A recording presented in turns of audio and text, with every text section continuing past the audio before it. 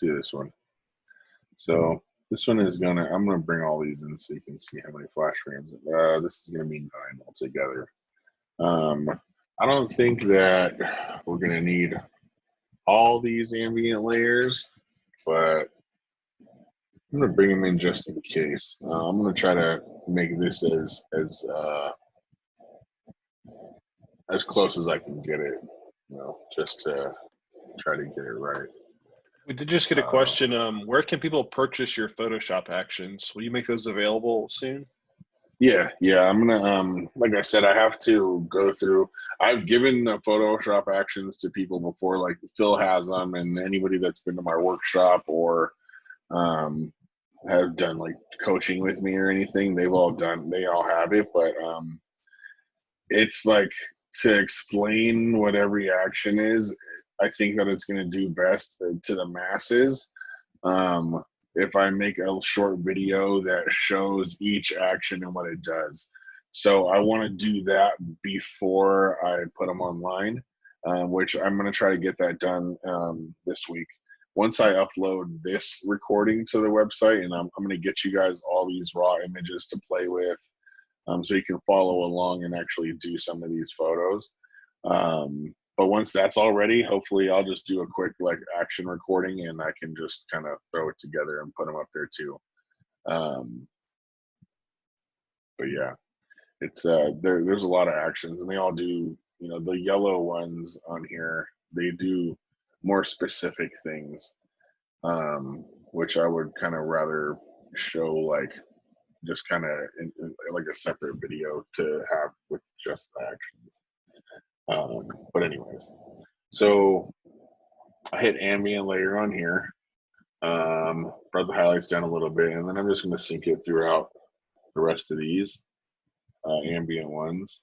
Looks all good. So here's my darkest one, which we have everything in frame that we need, all the way to the brightest one that we could possibly need. This is where I'm probably going to be going for as far as like overall luminance, but there's obviously some stuff in here that we need to control.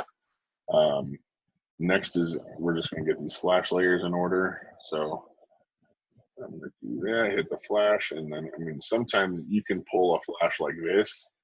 This is like a single flash like I did with the bedroom, right over my head, kind of into the jam, and just back over the camera.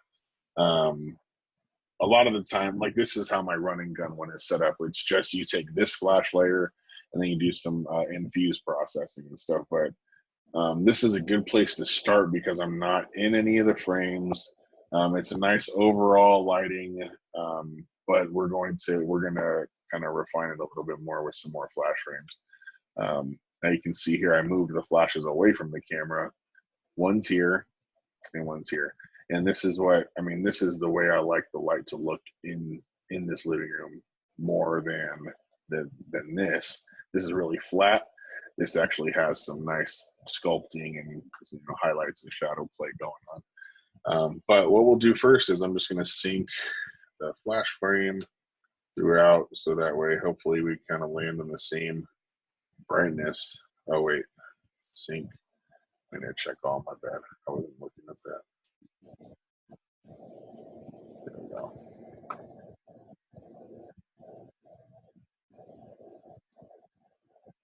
What the hell? It didn't work. Hold on. One more time. Sorry, guys. Okay. There's that. Now sync all the way down. Okay. Jeez. And I'm sure that didn't work on this either. So let's do that. Oh, yeah. I'll bring this back up where it needs to be. We'll probably be able to get rid of some of those flash layers. Okay, or the ambient layers. So there's that one. Bring this down. I'm going to just kind of micro adjust these little guys before I bring them in. There's that part of the kitchen getting lit. Other half of the kitchen getting lit. And you can see that big hot spot right there.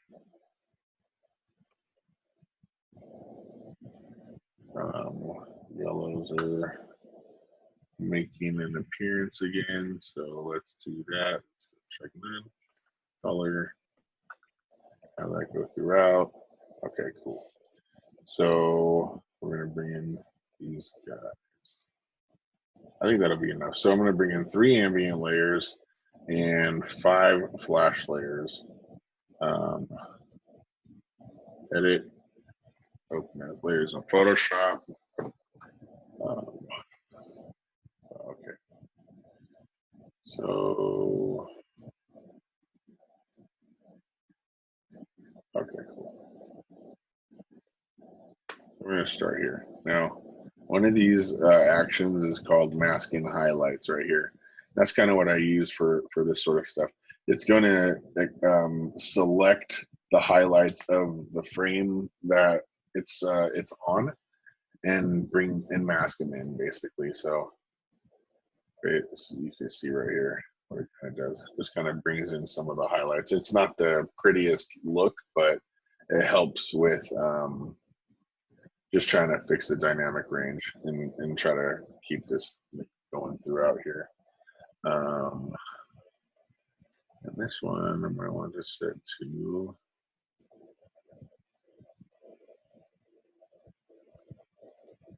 dark and better. It's fine. I think I'm going to bring it away a little bit though.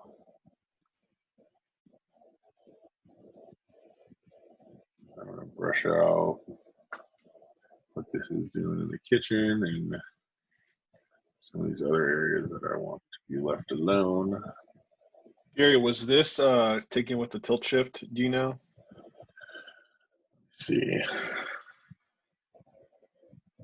We had a question about camera height.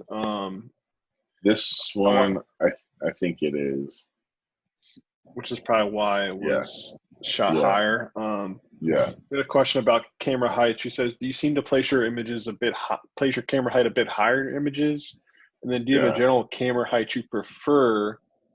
And I figured for this image, because you're using a tilt shift, you probably had it up higher so you could tilt down so you could show off the upper windows. Yeah. I'm guessing. Kind of see. Yeah.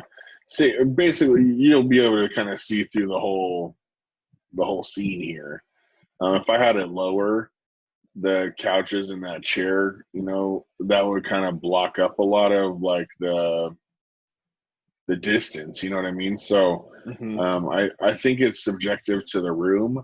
And then like you mentioned before, this is normal height to me. Like, this is like how I see every day. So it kind of, I have a little bit of a higher perspective naturally just because I'm so tall. And it's my standard height might be different than others. But that being said, I change the height of my camera a lot. So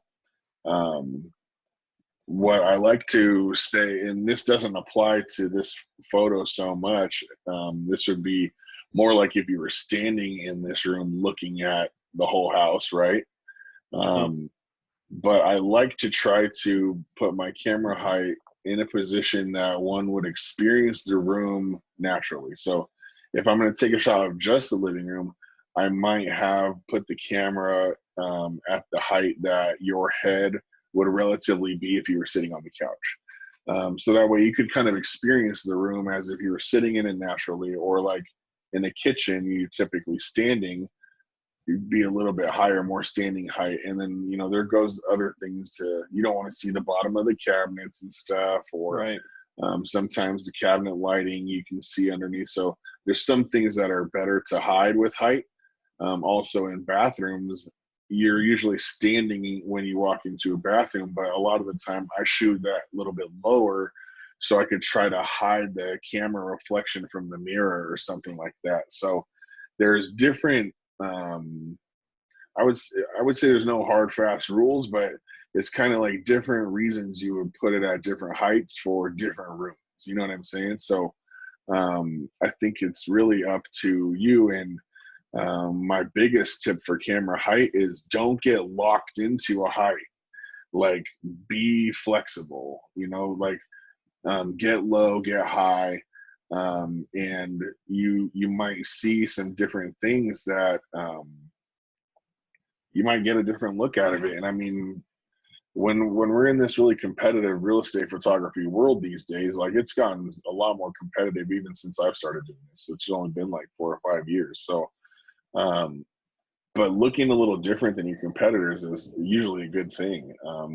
A lot Yeah. of my clients know my images without like they know like when they see their their competitors essentially looking, they look at their listings and they're like, Gary had to have shot this, like, because they know what my work looks like, you know what I mean? And like they know that it's not like if you're looking through Zillow or whatever, and then you come across like, you know, like your typical real estate photos, and then you see some of my stuff, there's a huge difference, and I would say that those biggest factors could be camera height, focal length, and then just like the quality of processing that goes into what we do. But um, the focal length is a big one too, because most people shoot 16 millimeters, get into the room or whatever, and you're close up to stuff, and it just looks like a fun house a lot of the time. So um, those are different ways that you can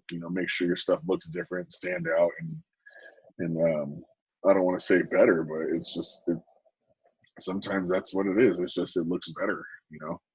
I think you hit on the head saying you need to set your camera height based on how you should experience the room. Yeah, yeah, Like for and this room, obviously you want to see, you're trying to show off the expansiveness of the room. yeah, So you need to be a little bit taller. yeah, If this room was just the living room, I would say you want to shoot lower and get, like you said, a foot or so above the highest flat points of the couches so that you could yeah, experience it from how you would be sitting in the room. yeah, exactly. Yeah, like so if I was positioned like over here, looking back towards whatever is over here on this side, um, I probably wouldn't be so high. Um, this shot is literally this is more of like a flow shot, I call them. It's like how the house is laid out, like kind of a show the flow of the house, not really showing you the living room only. Like it's not a Right. yeah, this is more of a flow shot to me. And um also, I think if you were to shoot lower, what you'd end up doing is if you look at the kitchen, you wouldn't see the island and then the countertops of the stove area. They would be mhm. matching. You wouldn't see Yeah, that space in between them. yeah, there's no That's separation. Yeah. right. And another thing you probably wouldn't see is the way that this part of the island, the counter, the wood, that detail is sick. So being able to see how it kind of curves around the island and then water falls down and stuff, like um you might not get all that. So um the just don't, like I said, don't be locked into any height or any Yep. rules. Be flexible, and like Bruce Lee or whatever, like be like water.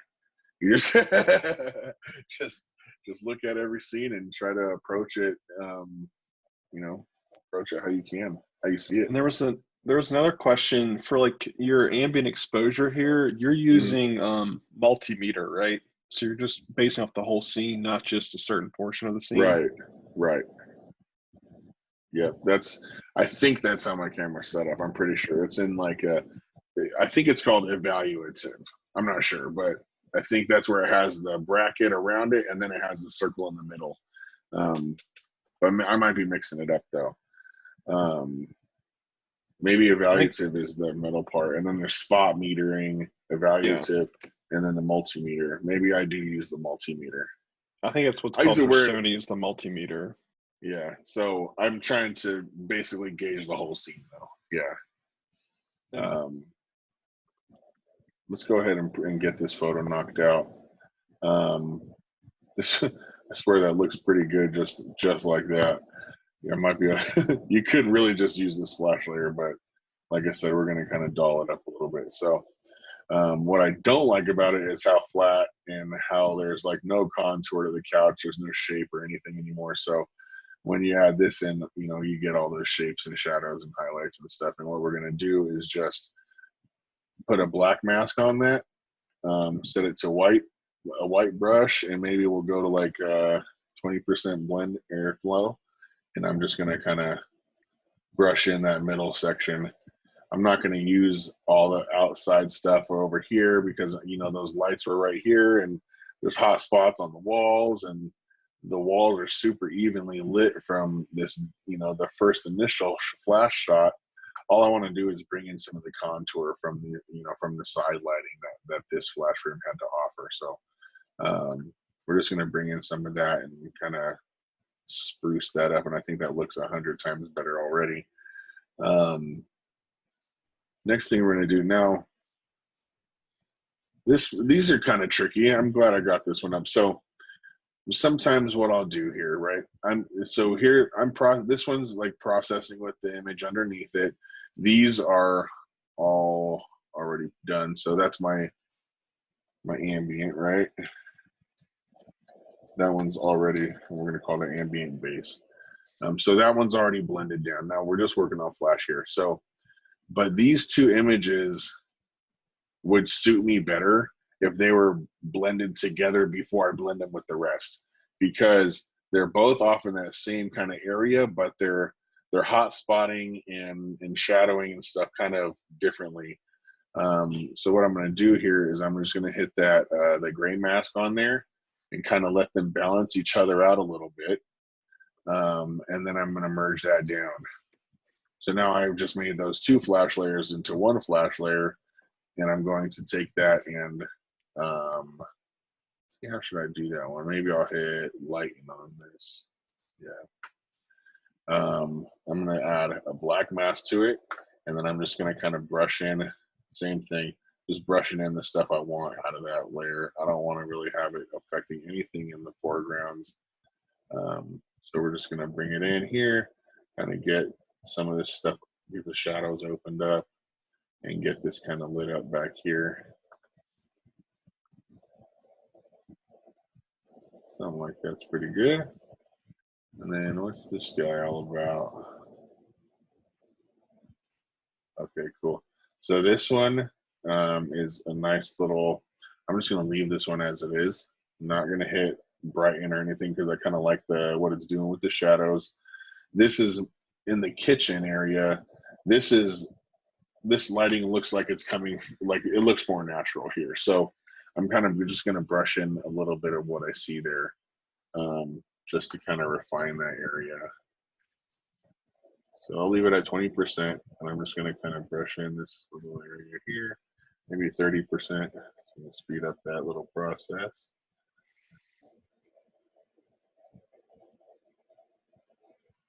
Go. Open up those cabinets and get rid of those wonky shadows.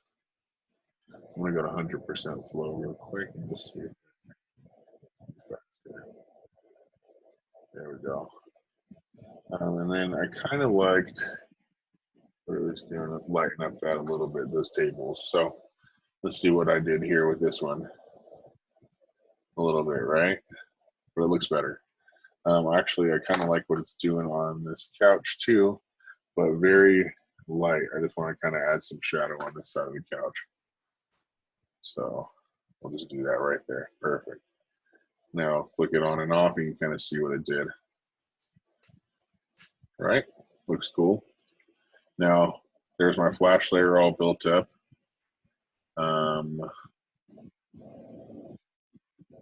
Merge down. Something I'm looking at is all this area over here is still pretty hot. But let's see if we can fix that. So there's that. And going here, 100% flow. Just brushing some of that shadow to get the darks nice and dark out there.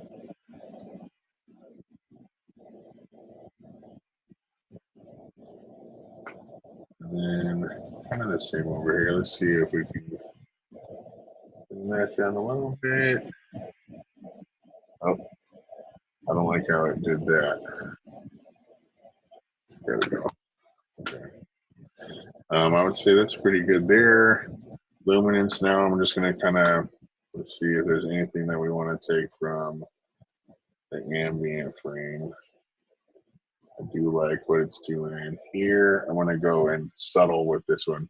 Just a 20% brush, not 100% like in some of the other photos. The flash work in this area was pretty nice, so it's doing a pretty good job by itself. There we go. All this area could stand to get pulled down a little bit more, like a window pull. Let me see if I have something that can do that.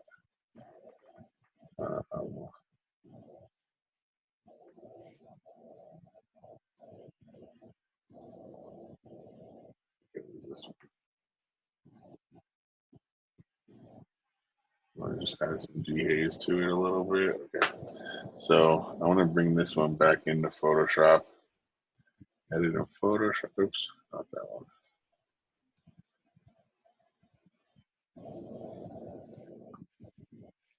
Just because I want to bring in some of this control that's happening.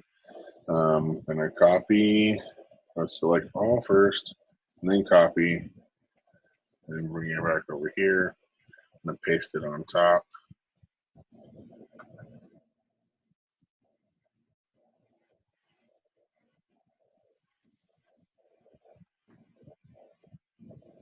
I think my computer's getting slow. There we go. All right, cool. Then let's try this object selection again. So we're going to try to do that.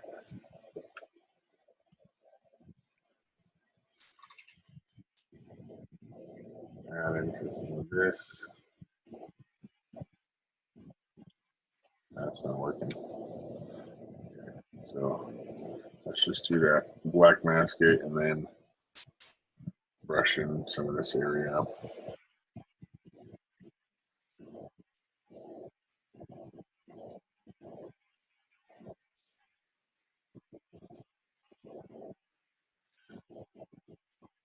Mike Kelly would use a pen for this, but ain't nobody got time for that.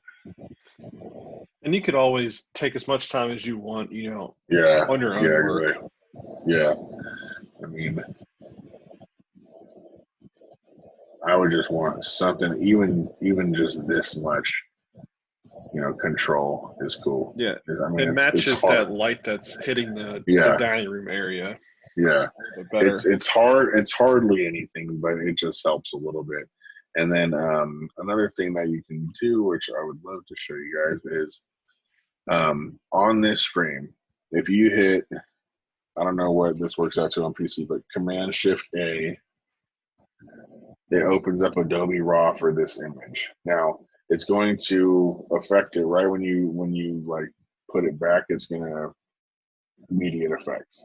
So it's almost like bringing it back into Lightroom and making a little bit more adjustments. So you can kind of add in the contrast and clarity so that we're not losing all those like nice shadows outside.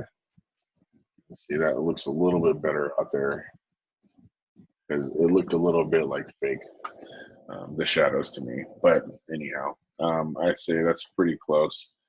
If you, want to be a stickler about stuff, this is how you would fix this.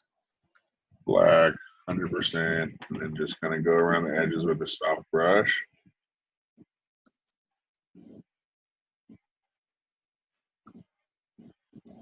But yeah, I could get caught up in doing the little small detail stuff all day, so that looks pretty decent to me. We'll flatten that down, save it. Probably could have went through and done whatever kind of ambient work you guys wanted to do, you know what I mean? But like I said in the beginning, I'm just showing you how I would process this. And then you just hit the finishing interior, done deal.